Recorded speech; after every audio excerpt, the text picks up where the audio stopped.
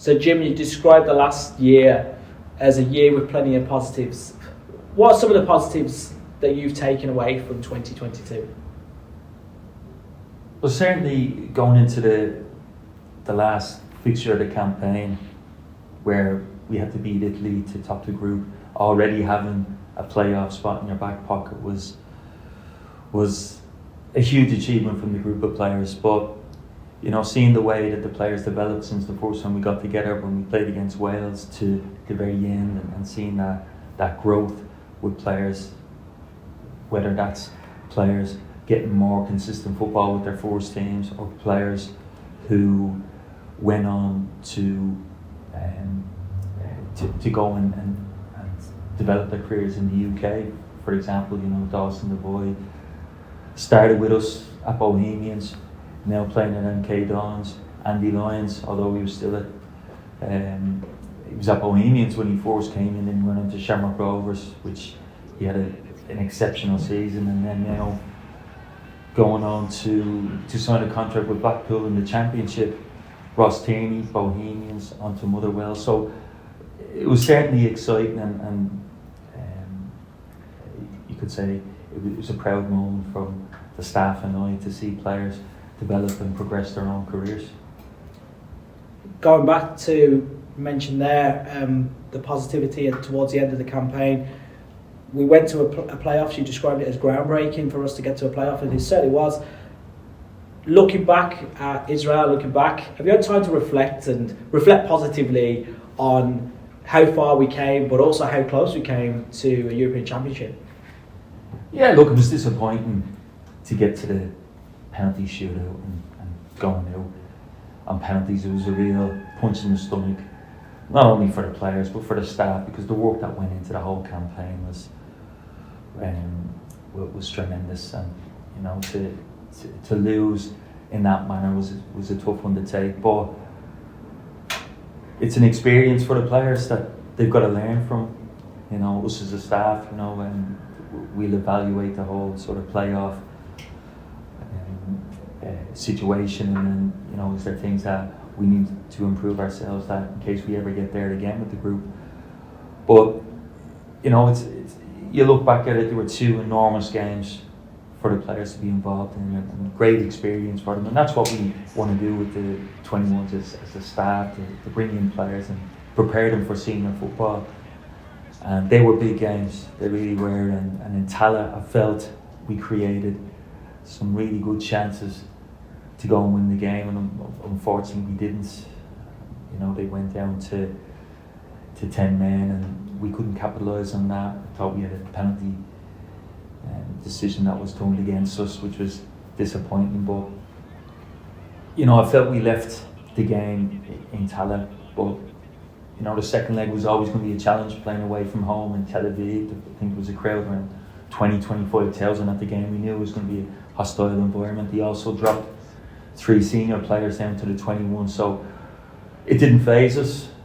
We were still looking forward to the challenge, and for me, what lies in the centre of doing the 21s is making sure the players are well prepared and can cope in certain situations, because that's how they develop them as players, and we're there to sort of stretch and support them while we train and prepare for games, but they're the games themselves that the players will learn from. So all in all, it was very rewarding, and I do think to cap it off at the end of when everything was finished was that you had the likes of Will Smallbone and Evan Ferguson, who were promoted to the senior team in the last window, which for me was a nice feeling. But certainly for the players themselves to be involved in the senior setup it's every boy's dream. And that exposure to those high pressure games, looking back to Sweden away, then we go into Bosnia, then we have Montenegro, leaves us with a chance of Italy away. It doesn't come much harder than that. We've earned a spot in Israel. Is that what kind of makes it's all part of that development, preparing those players for senior international football, but also senior level football with their clubs? Without a doubt, we had so many must-win games throughout the campaign. It was our own fault at times where we drew against Luxembourg when we missed a penalty in that game as well. So it was it was certainly a campaign full of penalty misses for us, and we played against Montenegro away, which we missed another penalty that would have given us a more positive result. So then, from then on, with regards to the remaining games, they were must-win games. At home to Sweden, we had to win the game, and Ollie O'Neill, the last kick of the ball, you couldn't script it, but it was fantastic for him, a great goal. And he's another player that's going to play with us in the next campaign, which is exciting, and the experience he'll take from the whole campaign will be invaluable to him. Then going away to Sweden in the very next game, where I thought it was a real polished professional performance, helped us to get the 3 points, which put us in a really strong position where now it was in our own hands. And June is always a tricky window. Players have been off, some of them went on holidays. We had to give programs to every player and tailored to their positions and what have you. So in fairness to the players, they came back in terrific shape, and they get 6 points out of the 9 with those 3 games in the June window. It got us over the line for the playoff spot, and then, as I said, it was certainly rewarding from that aspect. Looking ahead to 2023, just mention one of the names that could feature for the 21s next year, Ollie O'Neill. He'll be part of a new group of players. How excited are you for those players who featured last year with the under-21s, but also new under-21s internationals who are going to be staking a claim and perhaps coming into the spotlight that they've not previously had? Yeah, look, we strategically brought in young players from the younger group that could come in and sample 21s football, and the way we work as a staff and what's expected of them when they do come in. And a lot of them, done themselves no harm whatsoever. You had the likes of Ollie O'Neill, who had a lot of exposure to 21s. Andy Moran came in early in the campaign and got a couple of caps. You had Boston Lawal, who we brought to Marbella last year. We brought him in to sample it, and we've a really exciting group of players coming in. I just hope that the experience that they took with us in the last campaign, and certainly the experience that they had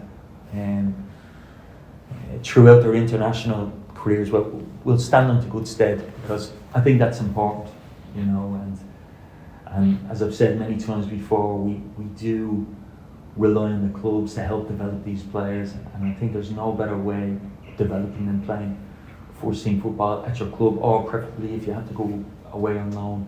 But that's not the be all and end all. You can still play 21s football with your club and learn, because I know a lot of the coaches who are working at these football clubs are exceptional coaches, and that will help our players to perform when the campaign starts. So the next international window is in March. It would have been 6 months since Israel. How excited are you to get back on the touchline with a new group of players, some we would have recognised from before, and gone for another European Championship qualification campaign? Yeah, I'm certainly looking forward to it, as to the staff. We've had a lot of conversations since the playoff games, and I think it's an exciting group. As I mentioned already, I'm looking forward to working with them. Work has already started, looking at their games, and we've got potential opposition for the March window, which is going to be exciting. So looking forward to cementing down those fixtures and getting them announced.